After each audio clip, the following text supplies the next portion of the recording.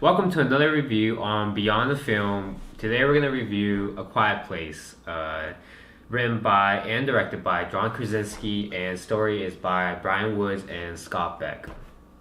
So we can get right into it. I think the story has a lot of plot holes and some certain issues that the story brings up that can be easily solved. I want to speak a little bit about the pacing though. I think it was slow around the beginning after the little boy had died. The dancing scene, for example, was like a little bit too long. Yeah, I felt the same way. I felt even the beginning, the very first couple minutes that pretty much established the entire, the universe is set in, the setting. Even that, I don't know, it kind of felt a little slow to me. Just the way they were in that store. I think it was like a pharmacy or a convenience store or something. But I think the strongest part of the film was actually the first couple minutes. Yeah, that's why to me, in my opinion. I think so too. I think again the pacing was slow, but I think throughout the film it was tolerable. And then going back to the story, the first beginning scene is really great. It really set the tension and the tone for the rest of the movie. Unfortunately, I think that it didn't follow up with that tone. There were some scenes that were just kind of stood out to me as kind of stupid. Like, I didn't like the initial nail scene when the wife Evelyn stepped on it. Oh, okay. Or not stepped on it. The bag was like hooked onto it. Yeah. And then I was wondering to myself during that scene, why didn't she investigate it? Why did she keep pulling it? Yeah, she just kept pulling. And then obviously she got the bag over it, and then she walked back up the stairs, and then why didn't she just look back and be like, well, what was that for one? Yeah. So was the nail already? It wasn't protruding already, of course. And I think it was protruding already. So in a way, and then it just got the bag strings got hooked onto it, and it got stuck. So they've been walking down those steps with a protruding nail without noticing it. I can't believe that. I don't buy that. I don't buy that. And then because they have to be so detail oriented in the world that they live in, so they have to look out for things that might make. Because even if it wasn't protruding, I would say it wouldn't make sense for just like that the strings from that bag to lift the nail up, Exactly. Vertically. So I don't buy that. Yeah, and then another weak point and final point of the film for me in terms of story is the ending where, like you said, I think when Lee sacrificed himself for his family, for his kids, I didn't think that was earned either. Throughout the whole movie, for me at least, that he didn't really establish a great relationship with his kids. He wasn't a loving father. He seemed more distant. Yeah, exactly. Especially most of his time in the basement, which was kind of justified. I mean, he was trying to build that thing, that ear implant for not ear, but the device for his daughter. But like you said, he was quite distant from his kids, and I really wanted to see them actually being a family. Yeah, more of a family connection. Instead of just the dinner scene and the Monopoly scene. Even then, he was still working on something else. Yeah, and they were by themselves playing the game. I felt like that was missing too. There was maybe a scene in there. I would have preferred a whole dinner scene, where they're just conversing and talking about just nonchalant everyday things, Yeah, I mean, they talked briefly during the dinner, but like you said, more. Yeah, because it cuts straight to the scene where the boy knocks over the fire lamp thing. Yeah. And so it goes straight to that, and then I forgot what's the character's name? John Krasinski. Lee and his wife Evelyn. Yeah. They were still they were up in the kitchen or they were doing something, and then it's just kind of there wasn't that connection. It wasn't built for me. I mean, even the director John Krasinski said himself he wanted the film to be about him trying to figure out how to protect his family and him as a father protecting his family, no matter what the cost is. Yeah. And I wish that was explored more, and that the story, had a lot of scenes doing with that. Yeah. Since we're leaning more into the character territory, we can definitely jump right into characters. I think obviously Emily Blunt is just a standout performance to me. She delivers all the emotional scenes.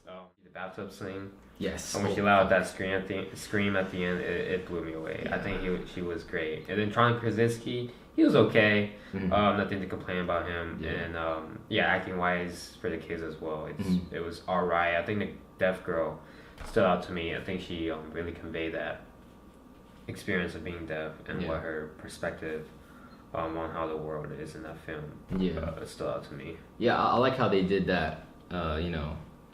Technically and like cinematically, because every time it went to her perspective, it was silent. It's silent, like totally silent. I love that too. And I think I missed that for like the first really? couple minutes. Yeah, I was like, wait, hold on, why is it so silent? I was like, oh wait, she's deaf. So it makes sense. I'm like, oh okay, that's a nice cinematic just like tell that she's deaf. So I like how they did that. But yeah, I agree. The performances were damn good. And Blunt. Oh hell yeah.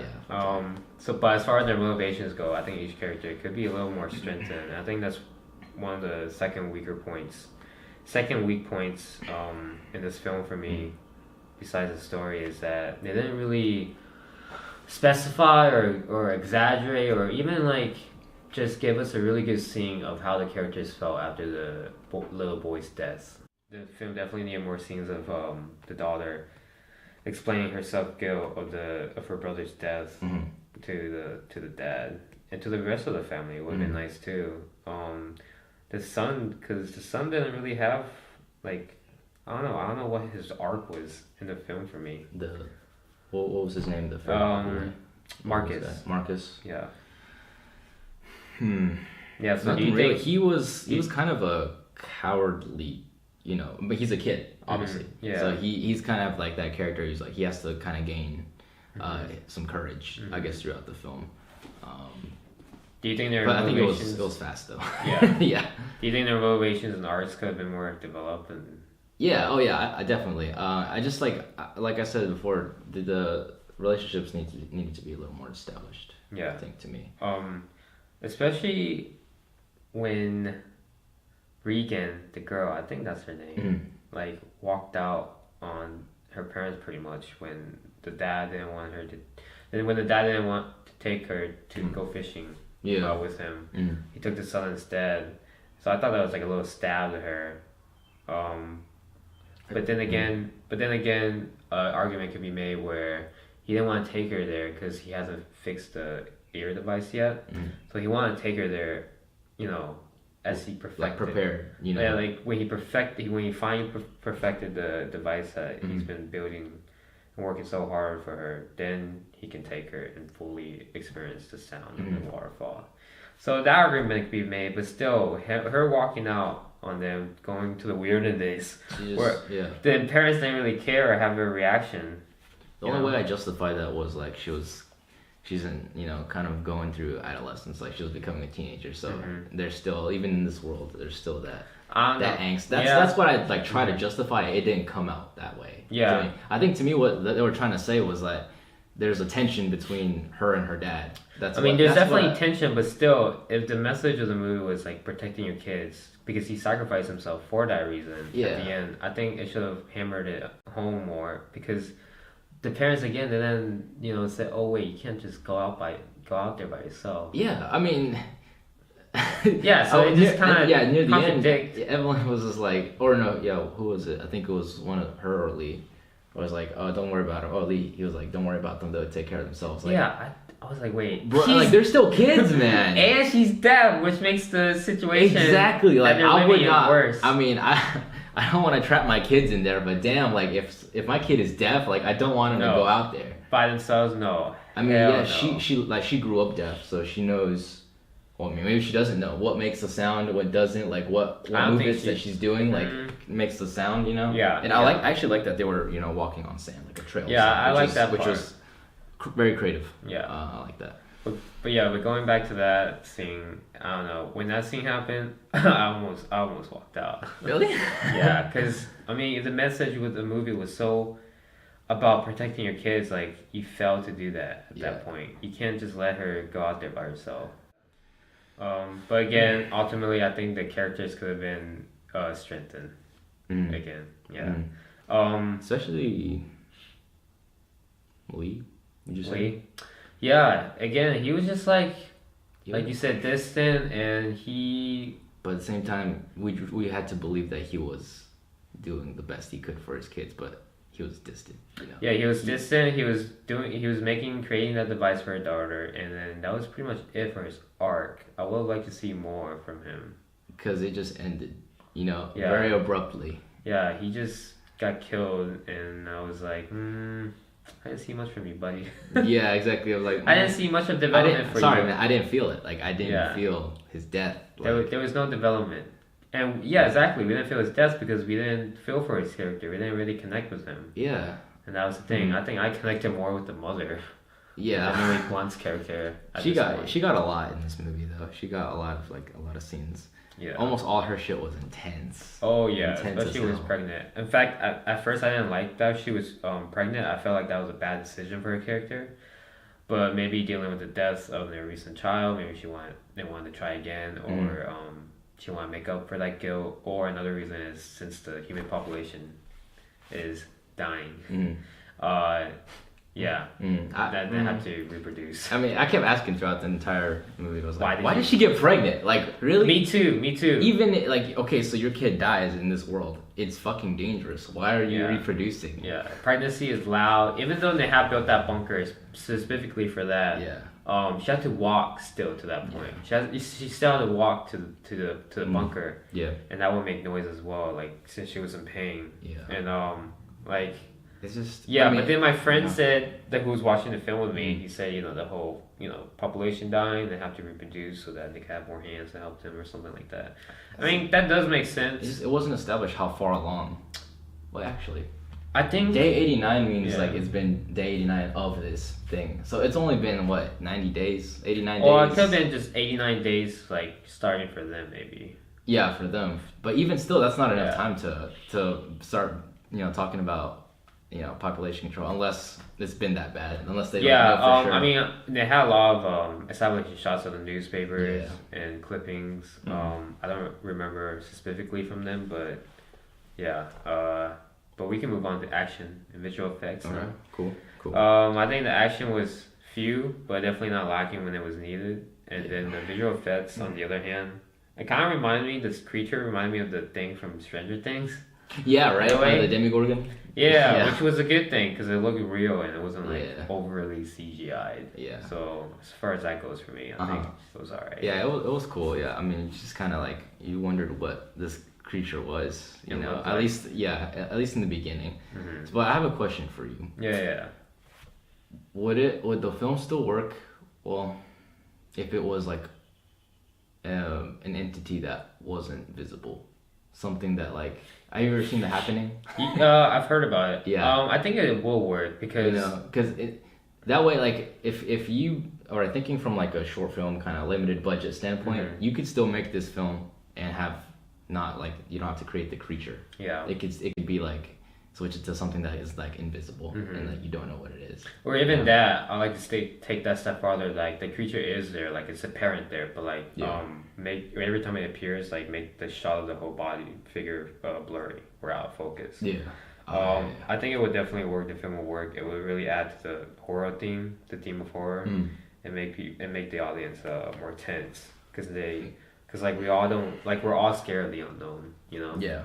Yeah. So I think it will work. I think so, yeah. But definitely the creature. I mean, it looked good. Fucking scary. Yeah. I mean, oh yeah. Yeah. I think the action and visual effects were good. Yeah, I mean, they didn't it's not an action film. It's just a thriller. It's it is what it is. The few times that the creatures appeared, the action worked for me. Yeah, it did too. Yeah. So I think it's safe to say we can move on to cinematography. I think it was one of the stronger points in this film. I think I have some examples here. When the daughter was waking up from her like flashback nap, whatever scene, her head was in the middle of the two separate quark fields. So I thought that was a nice like centralized shot. Similar to like how Wes Anderson does his films. Mostly every time the subject is in the middle. Yeah. If you can remember that scene.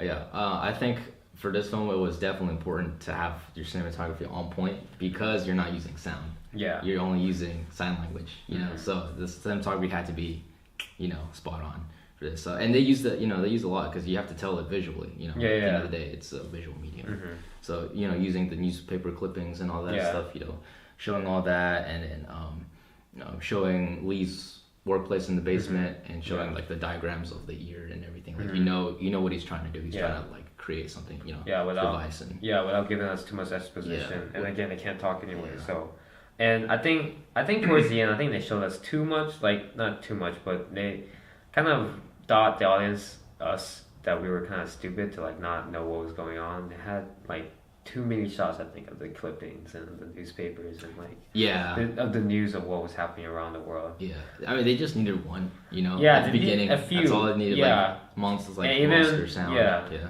exactly. And I think another example of good cinematography used in the film was when the wife Evelyn was like first looking for the medicine, how the camera followed her from top to the middle of the shelves, so to speak.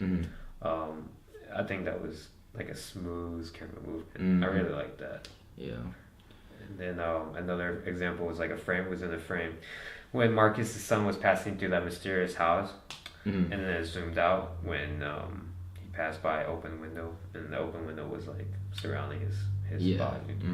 So you know, just like all in all, little stuff like that. Good composition, good cinematography. Yeah, I mean it was good. Who did the cinematography in this movie? Oh yeah, Charlotte Christensen. So we can both agree that the cinematography in this film was great. Was good. Oh yeah. Yeah. So moving on to theme and message, I think the theme and message when they were trying to hit home didn't work. But I think it was a husband wanting to protect his family, no matter the cause, and him figuring out how to protect them in this hostile world that they live in. Yeah, exactly. They and adapting to like how to adapt to this new world, and like you said, that's what they were trying to get across, but it switched around the end. Like it ended with, I guess, you know, John Lee dying. So I think going back to the theme and message, it was definitely lost. Yeah. As soon as the boy had died. Yeah. For me, it was like mostly just survival. Like I had to watch an interview with John Krasinski. That's what he said. He was like, you know, he wanted to make this movie. I mean, it was inspired by, you know, like his family, his kids. Yeah, their child being born. Yeah, and how he would, you know, survive in a world with, you know, that. Yeah. So. But now we can finally going to the final part of the film review, which is overall thoughts. I think it's safe to say I did not like the film at all after the beginning scene. It dragged on parts. And then, I don't know, other than that, I would recommend watching the first 8 to 10 minutes and then watch something else. Until the boy died. Because that, man, alright, this movie, it was kind of like stressful. Like every time, like especially with Emily Blunt's character, it was just like every boom, I'm like, oh my god, when are you going to give her a break? Yeah, like, she's in danger. Scenes. So it did very well in terms of being a thriller. And being suspenseful. But in terms of just concluding the story, you know, a story that you set up and not becoming something that's cliche and overdone, failed. Yes. Sorry, John Krasinski. I would score this film a 4 out of 10 for me. Okay. Yeah, that makes 4 sense. out of 10. Possibly maybe a 3, but 4 out of 10. Just because the cinematography was okay. It's good. Okay. Yeah, it was good. I'll give it a more merciful. I'll give it like a 6. A 6? A 6 out of 10. Yeah. Interesting. Maybe you could do, because I mean for the premise alone and how the movie started, I think, you know, that alone I like. You know, I just like the idea. Yeah, the premise. It has so much potential. It had a lot of potential. And the first couple minutes were fucking fantastic. Like it was so like good.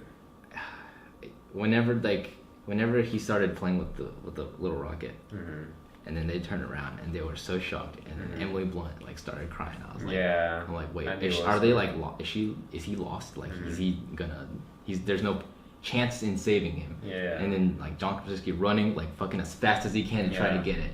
then looking up, I was like, oh, holy shit. Yeah, because when the daughter like slid in the store to like catch the rocket when the little boy had accidentally knocked it over, you can tell like, okay, you know, sound is like a huge theme in this movie. Like, you are fucked if you make a sound. Exactly. So for her to go to such lengths to like save that rocket from dropping, you can tell that when he turned it on at the end. I didn't like. I mean, Emily Blunt's character Evelyn. She brought it up later on in the film, but she was like, I wasn't carrying anything. Like I could have carried it. And for me, even like watching the first, like not even knowing that he was gonna die, I'm like, why is he trailing in the back? Yeah, you know, I was just like, shouldn't all the kids be in the front so that the parents could be watching them? You know, I'm like, why is especially him? He was the youngest one. He was like what, 4? Something like that. And he was trailing in the back. He doesn't know much better, even though the father had told him. Yeah, like he can't make a sound. Yeah, like they know not to make a sound, but like they're kids. Yeah, you know, you can't always you tell a kid not to do something. Since he brought up that point, I'm gonna bring the score down to like to a 3 now. Damn. Just because that's a good point. Like, why the hell is he in the back of the group when they're walking? To wrap up this film review, I think we can both say that, you know, just to wait for it to come on streaming sites, or even buy it from your damn. This boy did not like this movie. Buy it from your local Redbox or iTunes, or you know, just do whatever the hell you want, but don't watch it in theaters. But don't give it your money. I would say if you like thriller, if you like just like getting, you know, that feeling of suspense and whatnot, it's a good suspense like driven movie. Like you're at the edge of your seat like the whole time. But I mean, for people who are really into story and wanted it to end and wanted it to be like the next, you know, something different, you know, then you're gonna be disappointed. Unfortunately. Sad to say. But yeah, thanks for watching this film review with us, A Quiet Place. And be sure to check us out on another film review that we're going to do on Avengers Infinity War. Oh, yeah. Avengers. Be sure to check that video out when it drops, hopefully a week after the film comes out. And thanks for watching. Thanks, guys. See you. Peace.